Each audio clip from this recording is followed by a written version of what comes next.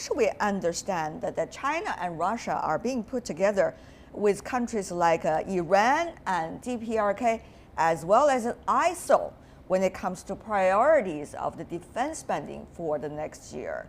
Many Chinese are quite surprised. Well, I went to that speech and I didn't hear what you just said. I don't think that's quite the right way to describe the situation.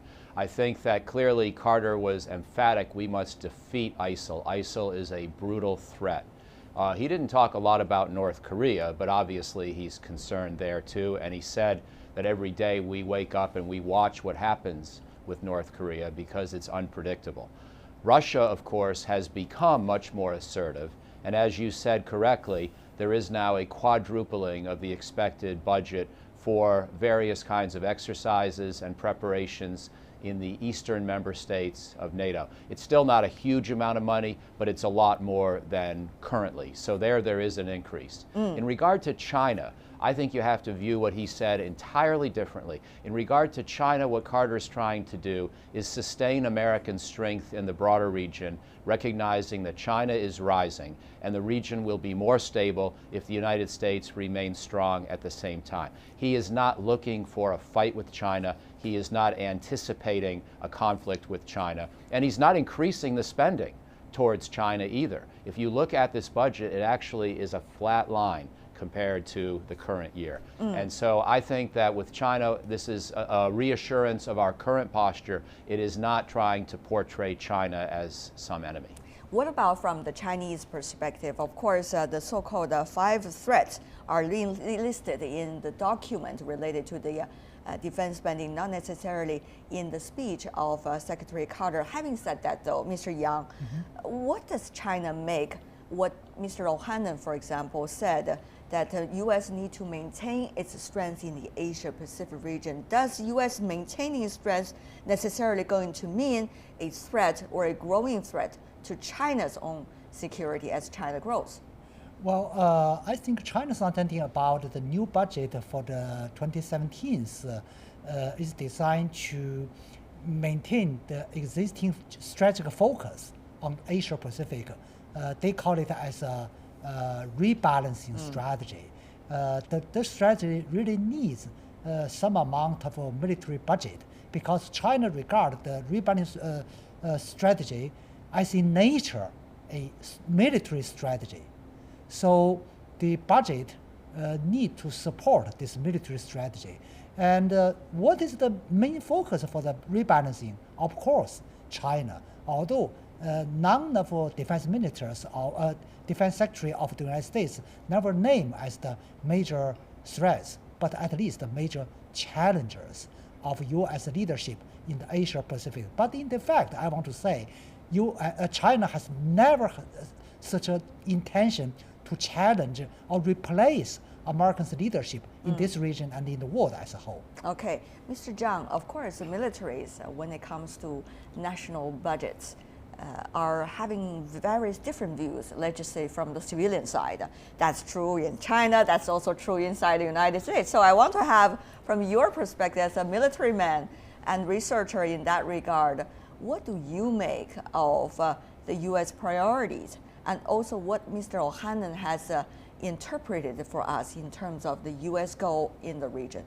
Well, according to news reports, some high-ranking U.S. officials, including Mr. Carter, Secretary of Defense of the United States, have said that the situation the United States is facing is totally different from that 25 years ago. We know that 25 years ago, the Soviet Union collapsed and the Cold War ended. At that time, the United States achieved predominance politically, economically, and militarily.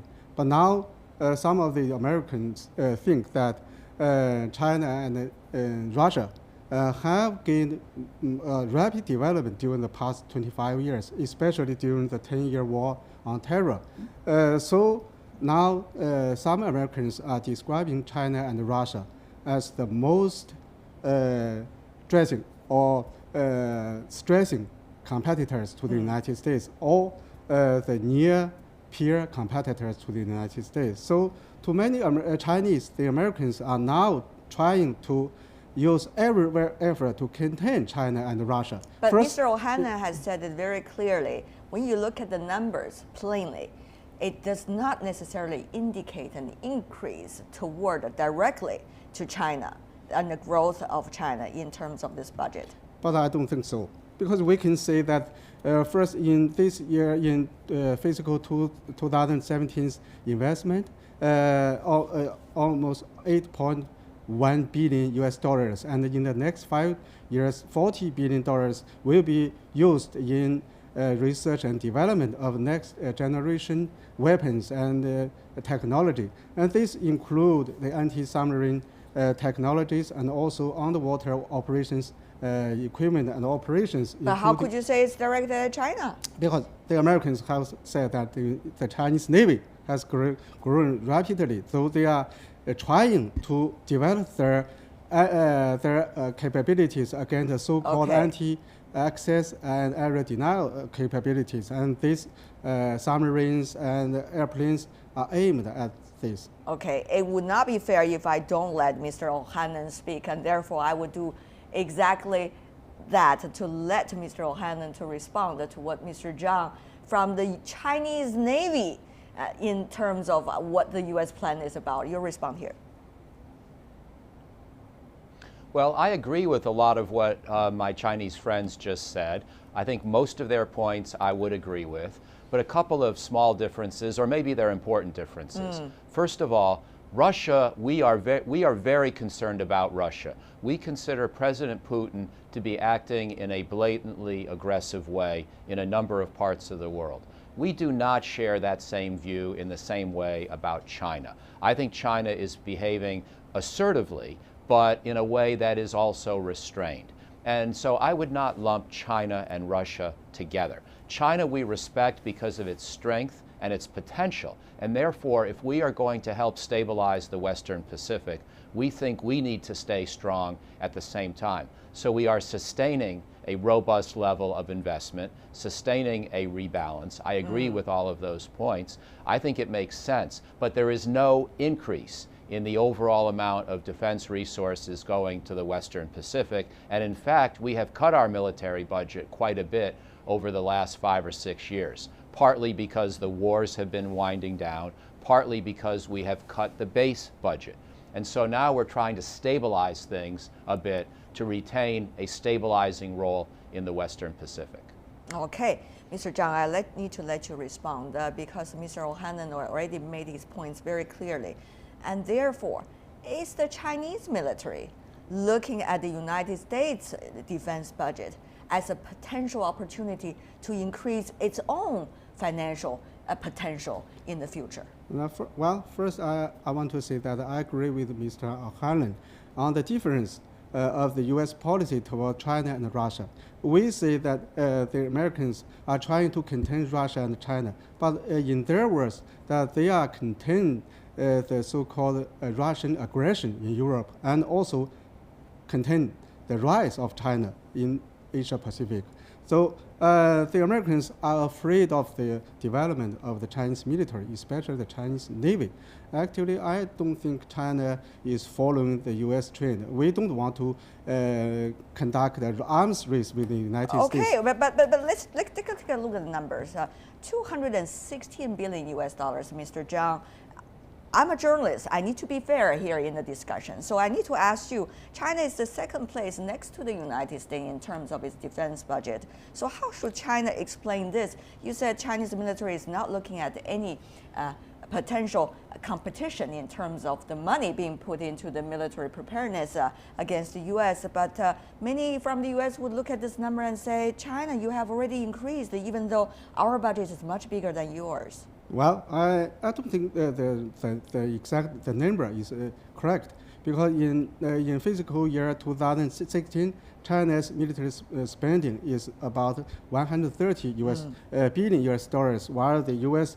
Military spending is 607 billion US dollars according to the Defense Authorization Act. So China's military spending is only about 1/5 of the United States. Okay. How do you look at the potential of the political relations, particularly political leadership change in terms of what would exactly these money mean, what would exactly the policies directing at? From a civilian point of view, the increase or decrease of American budget, especially towards the Western Pacific, doesn't matter. It does matter by the focus of strategy. As I mentioned earlier, the strategic focus of the rebalancing lies in China. No matter it's containing China or preventing China from aggression or whatever, but China's pressure in security area is not only the U.S. shifting their strategic focus to China's surrounding area, but also the further strengthened American-led military alliances surrounding China. That is a really serious challenges U.S. does not have, but we have. Yeah. All right. Let me have Mr. O'Hanlon to respond to that. China is concerned, Mr. O'Hanlon, about the U.S. Ever stronger military alliance in the region in which China has been active. So what do you make of it? Well, I understand why China is vigilant. You know, we have a very complicated situation in the Western Pacific. I think the United States and China are doing a pretty good job of addressing the challenges in their relationship. I think from an American point of view, it is almost inevitable that China will become stronger and somewhat more assertive as its economy and its technology base develop. That's the way that rising powers behave in history, and we should not be surprised. In fact, I am partially relieved that China has been directing its ambitions primarily towards these reclaimed islands on the South China Sea. I hope that China slows down that process, but the point is there is no aggression against any country. There is no aggression against any populated region. I think China is behaving with a good deal of restraint. But at the same time, as we know, we have American allies, the Philippines, Japan, and others in the region, and sometimes there are disputes between China and these allies, and we think we can actually help limit these disputes and sometimes calm them down by our role and our presence. Historically, many Chinese have acknowledged that the U.S.-Japan alliance may be good for China because it prevents any notion in Japan of a large-scale remilitarization. Japan is more secure because it's allied with the United States. So that's part of the logic behind what we're trying to do in the Western Pacific. I don't see an arms race.